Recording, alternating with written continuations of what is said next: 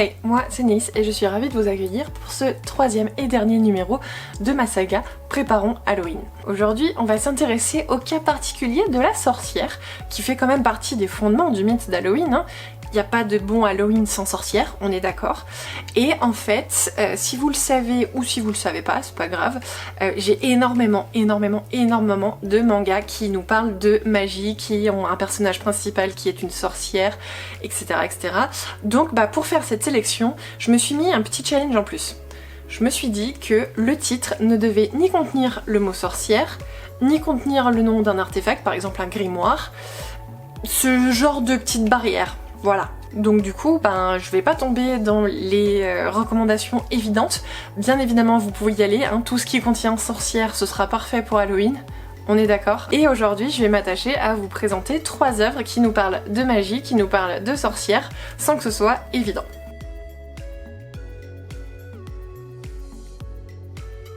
J'avais très envie de commencer cette vidéo avec cette œuvre, puisque je pense que même si je m'étais pas mis de barrière, j'aurais quand même sélectionné cette œuvre pour vous parler de sorcière. On va parler tout d'abord de Chrossolic, publié aux éditions Pika et dessiné par le studio Clamp. Alors en termes de technique entre guillemets, Chrossolic est une série qui contient 19 tomes, elle est terminée et elle a été produite en même temps que Tsubasa Reservoir Chronicle, puisque si vous ne le savez pas, Clamp est un studio de 4 mangaka, donc ce studio peut, vu qu'elles sont nombreuses, faire plusieurs séries en même temps, sans que ça impacte un peu le rythme de progression, enfin le rythme de parution des livres. Donc Chrossolic est vraiment à lire en complément de Tsubasa Reservoir Chronicle. Je m'étais pas vraiment renseignée, donc moi j'ai lu la série Chrossolic toute seule, et maintenant je cherche les Tsubasa Reservoir Chronicle pour pouvoir me les lire et faire un complément avec Chrossolic. Chrossolic, ça va nous parler de quoi? On va suivre le personnage de Watanuki, qui est un jeune garçon qui peut voir les esprits. Son don est considéré par lui comme une malédiction, puisque il se fait vraiment malmener par ses esprits. Il a vraiment un très mauvais relationnel avec les choses qu'il voit. Il essaye de faire style je les vois pas pour pas les attirer. Ça marche des fois ça marche pas, et donc du coup il aimerait bien qu'on puisse lui retirer ce don. Cette chose va être possible le jour où il va tomber sur la boutique de Yuko. Donc Yuko, c'est la personnage principale féminine, c'est celle qui m'a fait mettre ce manga dans cette section de sorcières, puisque elle tient une boutique de désir, entre guillemets. En fait, les personnes qui vont entrer dans cette boutique ont un souhait, elle n'est accessible qu'aux personnes qui ont un souhait. Donc c'est tout à fait ce qui arrive à Watanuki, puisque lui, son rêve, c'est qu'on lui enlève le don de voir les esprits, sauf que Yuko fonctionne d'une manière un peu particulière. Elle ne demande pas d'argent en contrepartie de ses services, elle va demander un autre service, avec un principe d'échange équivalent comme on peut le voir dans l'alchimie en général. Donc Yuko va dire à notre petit Watanuki, ok, pas de souci, je pourrais retirer ton don, par contre il va falloir que tu travailles pour moi, tu vas devenir mon aide ménagère, tu vas devenir mon assistant sur les autres clients, sur les affaires qui vont être amenées par les autres clients, et lorsque tu auras payé ta dette, je pourrai te retirer le don. Ce que j'ai beaucoup aimé avec cette œuvre, c'est l'évolution des personnages, puisqu'on a du coup un Watanuki qui est tout faible, qui est vraiment victime entre guillemets de tout ce qui lui arrive, et au fur et à mesure des volumes, au fur et à mesure du contact qu'il va avoir avec Yuko, il va devenir une personne beaucoup plus forte, beaucoup plus assumée, et j'ai beaucoup aimé suivre sa progression. On a également un panel de personnages assez large. Yuko, c'est vraiment une personne qui est adorable, mais voilà, elle est un peu fanfaronne, elle est toujours de bonne humeur, elle est super gay et tout, elle apporte vraiment de la positivité au manga, ce qui fait vraiment, qui contrebalance vraiment le personnage de Watanuki, qui est plus renfermé sur lui-même, qui est plus triste d'aspect, qui est beaucoup moins extraverti. Et on va avoir également un autre personnage qui va être encore une autre sorte d'opposé total à Watanuki. Donc Domoki va pouvoir lui exorciser les esprits, par contre il les voit pas. Donc ils forment, Watanuki et Domoki forment vraiment un espèce de duo atypique, puisque ces deux pouvoirs, ce serait cool qu'ils soient renfermés dans la même personne quoi. Enfin c'est beaucoup plus pratique d'exorciser des choses qu'on peut voir. Voilà, c'est quelque chose, un panel assez large de personnages, un panel assez large aussi de situations, puisque tous les clients qui vont rentrer dans la boutique vont avoir des problématiques différentes, et à chaque fois on va avoir donc un thème qui va être abordé sur un ou plusieurs tomes et qui va pouvoir faire grandir les personnages. Du point de vue des graphismes, on reconnaît tout de suite la patte graphique des Clamp, avec ces personnages un peu longs, ces personnages un peu filiformes. J'adore le personnage de Yuko qui est vraiment très bien dessiné. C'est un coup à prendre, hein. Vraiment, elle a des jambes qui doivent faire 3 km de long par rapport à sa tête qui est une tête normale, mais par contre voilà, c'est un aspect que j'aime beaucoup. C'est quelque chose qui me ramène un peu en enfance puisque bah, forcément tout ce qui est Clamp j'y associe à Sakura Cardcaptor, enfin Cardcaptor Sakura, et bah, vu que je suis tombée dedans quand j'étais petite, j'ai un côté très nostalgique avec toutes les œuvres de Clamp. Peut-être que ça joue sur le fait que j'aime beaucoup leurs œuvres. Peut-être. En introduction, je vous disais que cette œuvre a un lien très fort avec Tsubasa Reservoir Chronicle, puisqu'elle a été créée en même temps, elle a été publiée en même temps que l'autre œuvre. Par contre, ce qu'il faut savoir, c'est que Crossholic a été construit, a été pensé comme la série liant tous les univers de Clamp. Alors bien sûr, je ne les ai pas encore tous lus. Je suis en train de progressivement les acheter petit à petit et bah, de lire les intégrales que j'ai déjà chez moi, mais j'ai pu voir des liens avec Cardcaptor Sakura puisqu'il y a des personnages qui sont présents dans les deux univers, et donc voilà, Yuko est censé être le personnage qui réunifie les univers de chacune des séries Clamp. Si avec ça, ça ne vous donne pas envie de lire l'intégralité de leur bibliographie, je ne sais pas ce qu'il vous faut. À moins que ce soit pas du tout un univers qui vous intéresse, auquel cas, ok. Ok, vous avez le droit, passez votre chemin.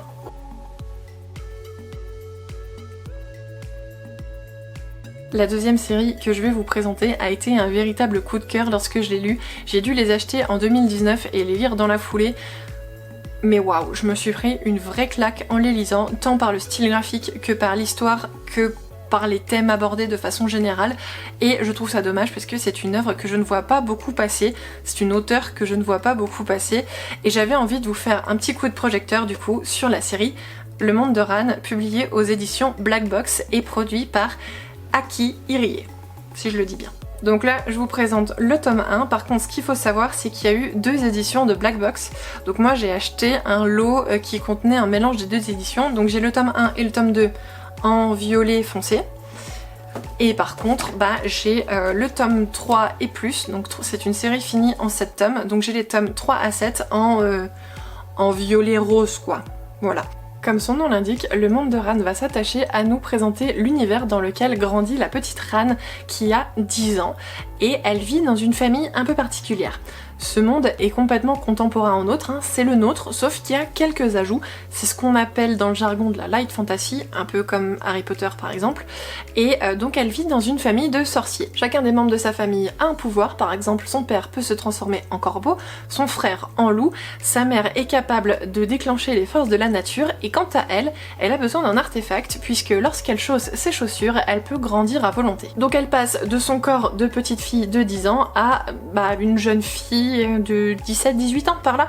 Ça fait une belle évolution. Étant donné que sa mère a des pouvoirs vraiment fantastiques, même pour l'univers, elle est très demandée pour conserver un petit peu la part de magie cachée dans notre monde. Puisque je vous rappelle, c'est notre monde, donc nous on sait pas qu'il y a de la magie, bah c'est que la mère de Ran fait un très bon travail. Malheureusement, ses occupations pour le monde magique l'oblige à être très souvent absente de son domicile, et la petite Ran va vraiment souffrir de son absence puisque elle va être constamment dans un univers composé quasiment uniquement d'hommes puisqu'il n'y a que son père et son frère, et ces deux personnes sont un peu l'opposé de Ran, puisque Ran est une petite fille enjouée, c'est une petite fille qui a tout le temps envie de bouger, envie de profiter de la vie, alors que son père et son frère sont deux personnes vraiment posées qui essayent de ne pas faire de vagues, etc. Donc elle a un peu de mal avec ces deux membres de sa famille. Outre la patte graphique qui est vraiment sublime, ce que j'ai adoré dans ce manga, c'est un peu les thèmes traités, puisque comme vous pouvez vous en douter, le personnage de Ran qui a 10 ans peut grandir à volonté, et bien on va retrouver la problématique que tous les enfants ont. En tout cas tous les enfants que j'ai connus, enfin tous les jeunes adultes maintenant, que j'ai connus, que j'ai côtoyés quand j'étais enfant, on voulait tous grandir super vite, on voulait tous être adultes, avoir des responsabilités, fuir nos parents, construire une vraie vie à nous, une vie à nous sur laquelle il n'y a que nous qui avons nos choix, qui pouvons imposer un petit peu la direction qu'on va prendre. Et on va être totalement là-dedans, hein, puisque voilà, Ran a 10 ans et elle veut déjà essayer de s'assumer, alors que son frère va plutôt essayer de l'empêcher d'utiliser ses chaussures, puisque pour lui, elle a 10 ans, elle doit vivre sa vie tranquillement sans griller les étapes.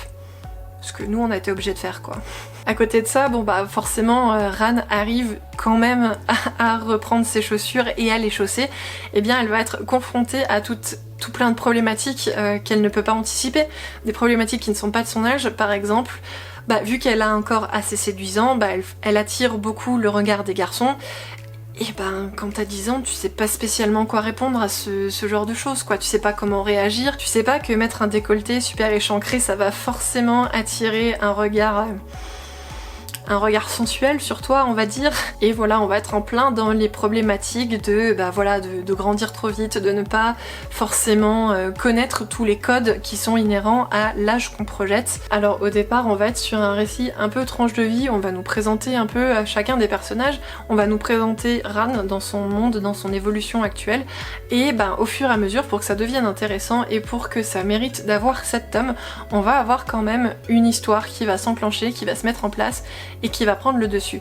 J'ai beaucoup aimé cette façon de faire, de vraiment entre guillemets séparer en 2 temps la présentation des personnages et la grande histoire qui se met en marche, puisque comme ça on a vraiment le temps de s'attacher aux personnages, de comprendre et de reconnaître les codes de l'univers, et on n'est pas du tout perdu au moment de notre lecture. Si on avait directement entamé le récit avec la grande histoire qui se met en marche, on balance toute la sauce directe dès le premier tome, pas sûr que j'aurais apprécié autant l'œuvre. Après voilà, au niveau de l'histoire, du scénario, je vais pas vraiment vous en dire plus.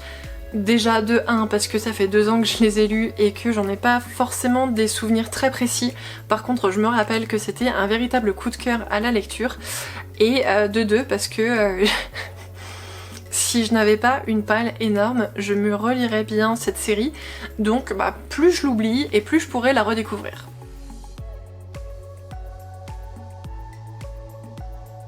Et là, c'est le moment où je suis embêtée parce que je vais devoir tricher sur mes propres règles. Vous le savez maintenant, vous avez l'habitude, je tiens à vous présenter 3 œuvres sur chacune de mes vidéos. Recommandations en 3 œuvres, c'est un peu le principe de la vidéo. Et j'ai complètement séché sur le thème d'une sorcière, sans que ce soit dit dans le titre. Donc je suis partie un petit peu sur quelque chose qui s'en approche un peu, on va pas vraiment suivre des sorcières. Je vais vous présenter le manga Alchimia, complet en 3 tomes aux éditions Pika. Le scénario nous est servi par Samantha Bailly et le dessin a été fait par Mia. Donc nous sommes ici sur un manhwa, donc un manga qui a été complètement réalisé en français, enfin les artistes sont françaises, et c'est un shoujo fantasy. L'univers d'Alchimia est un monde complètement inventé qui, contrairement au monde de Ran, ne peut pas se raccrocher à ce que nous on connaît sur notre monde du quotidien, et on va avoir 2 pays, donc Alchimia et Ifren. Le pays d'Alchimia soutient tout ce qui est œuvre des alchimistes, un peu la magie qui peut exister, alors que le monde d'Ifren le rejette totalement et il y a une guerre qui éclate entre les 2 pays. Dans notre récit à nous, nous allons suivre le personnage de Sae qui est une alchimiste démo. Alors dans cet univers c'est super poétique puisque une alchimiste démo, qu'est-ce qu'elle va faire? Elle va tout simplement écouter les récits des gens qu'elle croise, les gens qui ont besoin d'évoquer leurs souvenirs, de garder une trace un peu de leur vécu, et donc en les écoutant elle va activer sa magie et elle va pouvoir faire une fiole qui va contenir l'essence entre guillemets des souvenirs des gens. Afin de pouvoir collecter les souvenirs de tous ceux qui en ont besoin, les alchimistes démo vont pouvoir se déplacer dans tout le pays à travers un bateau, ce qu'ils appellent eux l'atelier. Les ateliers sont en général composés de plusieurs alchimistes différents, et ce qu'il faut savoir c'est qu'il y a plusieurs types d'alchimistes différents et en général ce sont des alchimistes de même type qui vont construire un atelier ensemble. J'ai bien aimé ce manga parce que déjà au niveau de la création de l'univers, au niveau de la conception un peu des règles qui vont régir cet univers, j'ai trouvé ça super original. Le fait que des alchimistes se regroupent et puissent voyager sur des bateaux qui sont à la fois leur foyer et en même temps leur lieu de travail, j'ai trouvé ça super intéressant. En plus, on a un petit conflit politique, ça ne gâche rien à l'affaire. Par-dessus, on va avoir, vu que c'est un shoujo, une petite romance éventuellement. Voilà, en plus une romance étrangère, hein, puisque ça va être Sae qui va être sauvée à un moment par un Ifrénien. Donc on va avoir vraiment une partie un peu racisme, acceptation de l'autre, acceptation de l'étranger, etc. qui est aussi un thème très intéressant et très important à soulever en manga. Et pour couronner le tout, la série est complète en 3 tomes. Que demande le peuple? C'est vraiment une série courte, parfait pour enchaîner différentes lectures, pour se marathonner un petit peu. Si vous voulez vous faire une semaine je ne lis que des mangas, bah voilà, ça vous permettra de lire plein de choses différentes en vous calant une série complète. Et voilà, nous voici arrivés à la fin de cette vidéo recommandation en 3 œuvres sur le thème des sorcières. Même si j'ai triché, je pense que ça devrait être ça le vrai titre de la vidéo, hein. Recommandation sorcière, sans que ce soit évident, même si j'ai triché. Là au moins je dis toute la vérité. Si vous avez aimé cette vidéo, n'hésitez pas à me le faire savoir en likant, en commentant, pourquoi pas en partageant la vidéo, hein, si vous connaissez des gens que ça pourrait intéresser. N'hésitez pas non plus à vous abonner à la chaîne si ce n'est pas déjà fait. Moi je vous souhaite une très bonne fin de week-end, une très bonne semaine à venir, et puis on se retrouve tout bientôt. Allez, ciao!